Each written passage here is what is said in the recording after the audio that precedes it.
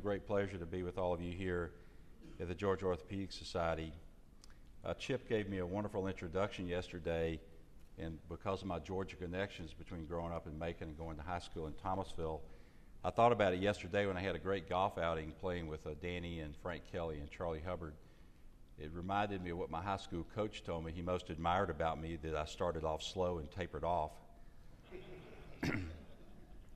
When I was in the ninth grade, I was the fourth-string quarterback on our ninth grade team, and we were beating somebody 40-0, and my friends up in the stands started yelling, "We want Beaty, we want Beaty." It was like Rudy.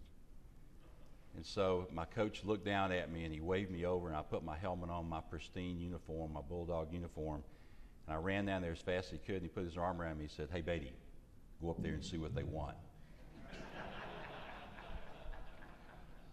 So anyway, I have a great roots here in Georgia, as you well know. I want to talk about victories in our orthopedic lives. And it's very easy in these times to find negative things in the mainstream media about orthopedic surgeons and about our profession. You can look everywhere you want to, and in magazines, the internet, publications, we find so many negative things out there. And I began to think about this last year. Having the opportunity to serve in leadership positions in a number of organizations, I began to think last year about the good in orthopedics and some of the small and large victories that we have, both personal and professional. So in the next few minutes, I'd like to share that with you, both from a personal standpoint and I think from a professional standpoint as well. No commencement quotes. I promised I wouldn't do this to you guys, but I will point out a few that I have heard. My headmaster at Stratford Academy, Joe B. Hill Jr., said, "Your future's in front of you," which confused a number of my classmates who thought it might be behind them. In high school, our guest speaker said, "Don't put off until tomorrow what you can do today. Procrastinate now," which I thought was very prophetic. And then John Warner, the senator, was chair of our alumni board. His quote was, "We are committed to the excellent education of young gentlemen," after which he proceeded to marry Elizabeth Taylor, and we went co-ed 5 years later. So commencement quotes are not always the future predictors, as you well know. Some of us in this room were shaped by Dr. Ingram, who pointed out faith, family, friends, patience, and self are really the balance between your personal life and your professional life. And the truth be known, I think this is what most of us have tried to live by even today. So what about our profession is good? Where is the good in what we do? We have a very high level of satisfaction with our patients. So economy and politics aside for 1 minute, orthopedics is immediate gratification. We get immediate gratification from what we do for our patients, and our patients, I think, receive immediate gratifications for what we do for them. It's incredibly tangible and hands-on. It's the reason why we selected this profession instead of going the route of the medical way in many ways, the pure medical way with internal medicine, family medicine, and so forth. We needed something in our makeup that allowed us to seek this pathway. We have a lifetime benefit from what we do for our own practice and for our patients. Think of those patients that you've taken care of who are children or young adolescents or kids in their 20s and 30s, who you provided a lifetime benefit for them and their ability to function in life. So it's extremely rewarding. And for most of us in this room, I would say that to me, it's as rewarding now as it was when I first started in this and got interested in it as a medical student in 1975. Economy and politics aside, it's still as rewarding now with our patients as it ever has been and probably ever will be. We have this tremendous diversity of patients, things that other specialties do not have. We definitely take care of the cradle to grave. There's no question about that. We're taking care of newborn babies and infants all the way up to the octogenarians and beyond. And for those of us who are in the room that get a chance to participate in care of sports, not only grammar school, high school, junior high, but even the professional athletes and the weekend warriors, most of us in the boomer group. Because of taking care of both traumatic and non-traumatic entities, we get to see all the diversity of everything that happens to our patients from a musculoskeletal standpoint. And not only that, but the multiple subspecialties. Think about your own career. How many subspecialties have evolved in the past 30 to 40 years, now into the sub and subspecialty areas, to try to better our profession and to better the care of our patients. And lastly, I would say just the impact on our patients' lives. currently it's estimated that there are 450 million baby boomers worldwide. And just imagine that as we baby boomers age, orthopedics is going to become probably more important than any other specialty on mobility and quality of life. There's some data now that's suggesting that what we do in orthopedics rivals and may beat what happens in the cardiology world, just on the impact that we have on our patients' functions and their quality of life. And that's some awful impressive data that when you put in front of our political friends may take on a much deeper meaning than we even think today. And lastly, I would say on the technology side, I cannot imagine an era that we've lived in that rivals and can't beat anything that's happened in many ways prior to this last 50 years. The explosion of technological advances that we've seen has been pretty phenomenal. Total joints, arthroscopy, biomaterials, imaging, all this is going to continue to explode even in the last parts of our career. The future, the field is wide open for bioengineering, genomics, nanotechnology. We could go on and have a weekend retreat about this. But just think of the advances of the past 50 years and what we've seen. For my most senior colleagues who started their practice before arthroplasty, arthroscopy, et cetera, they marvel at what's happened in technology and what we can offer our patients now. Not the success of technology over reason, but combining reason with technology to make great choices for our patients. And it's been a marvelous era to watch this occur. I think for those of us who've had a chance to participate in academics, we've been able to watch what's happened with research and teaching, particularly research advancing our profession, but also the ability to teach medical students, residents, and fellows. And I'll tell you, to this day, orthopedics is still attracting the best and brightest in the field of medicine. 90+% of the kids who go into orthopedics today are in the top 10% of their class in medical school academically, top 10% board scores. It probably makes a few of us in this room wonder if we could get into orthopedics today, if we had to. But we are attracting the best and the brightest in the field. And we're creating practicing orthopedic surgeons who, in my mind, have dedicated themselves to lifelong learning. Part of the reason you're here is for your own lifelong learning, and it will continue at every level for you. So let me talk about victories in orthopedic organizations. I'll tell you from my perspective, I've been a very fortunate guy.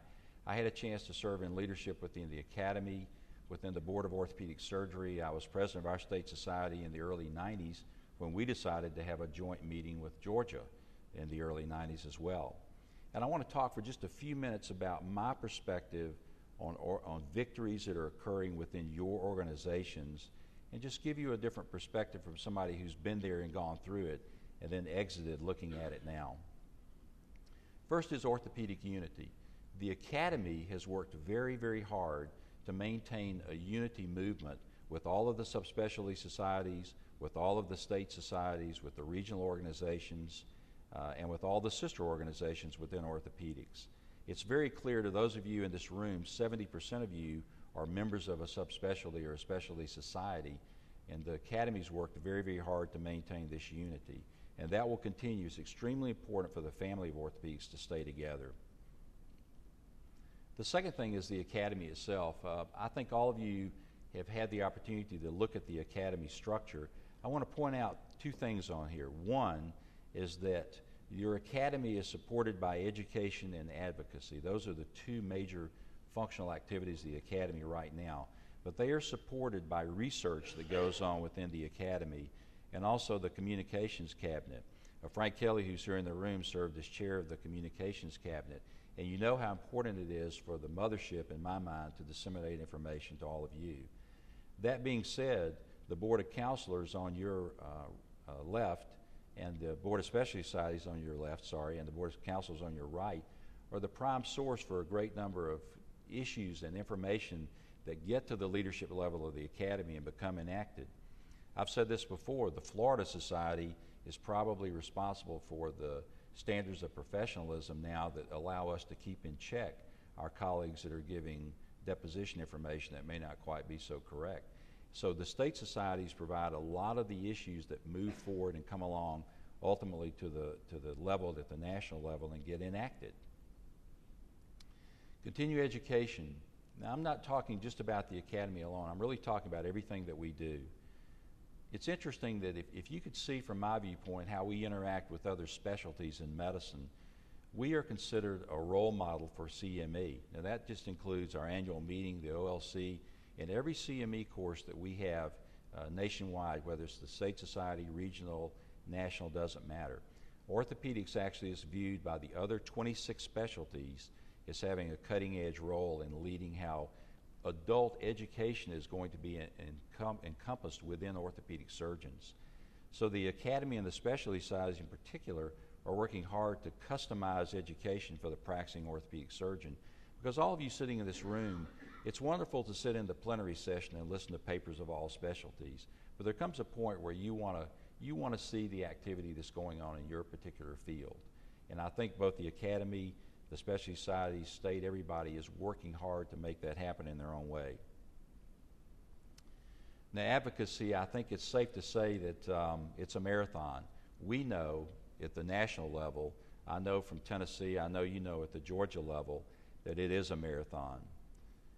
Georgia has been very active and successful on the political front. And I think that goes back to my memories of even watching what's gone on through the society in the past 20 years or so. And I believe it is a combination of time, effort, and money that you've gotten engaged in the issues and you've made the contacts with your own politicians at the local and state level to have their ear. You need their ear. They need to be hearing from someone in the medical field about issues that are going to impact their patients, our patients, the residents of this state, and also the practicing physicians as well. So I hope that the surcharge on tag renewal goes through and the vote does go through. But the fight goes on at the state and local level for tort reform and for the SGR fix with Medicare. When the tort reform was overturned here in Georgia, to my knowledge, that's at least 3 recent states, including Wisconsin and Illinois, where that's happened. So it's clear that we have a battle for this issue that's going to have to go on at the state level and national level beyond what's currently happening. I think all of you should know that your academies had a formal pack since 1999. You also should know, I don't know if you know this or not, but the Orthopaedic Pack is the largest pack among the specialties in medicine right now. It's even larger than the AMA, which confuses me in many ways, but I think we all understand how the voice of the AMA has changed. They're not publishing their own data, but as the membership of the AMA declines, we have to convince the public and the political leaders that the voice of the specialties and the specialty societies carry a lot of weight and have a lot of interest in what's going to happen with our patients.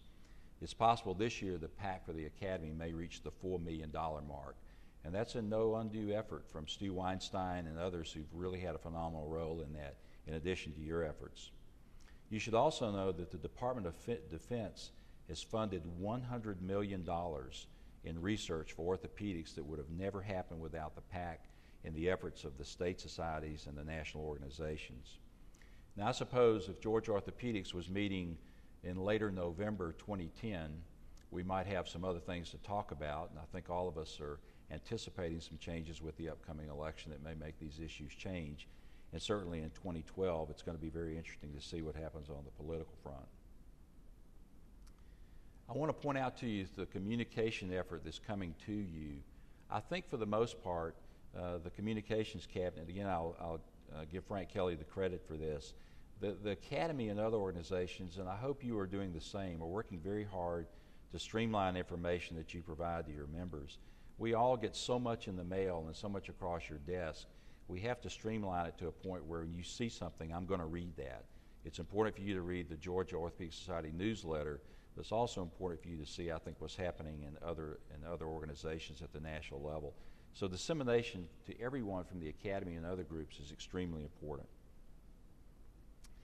Now, I had a chance to serve in leadership with the Orthopedic Board throughout the early 90s, and it's interesting that orthopedics is the only specialty that has both a written and an oral exam. That's a tradition that goes back for many decades.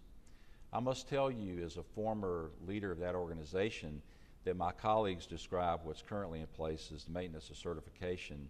I get this frequently over lunch in our group, that it's onerous, time-consuming, and expensive. I will tell you that the whole MOC process is being driven from a level above. It's being driven from the American Board of Medical Specialties, from the ACGME. This is a very top-heavy, push-down effort to do this.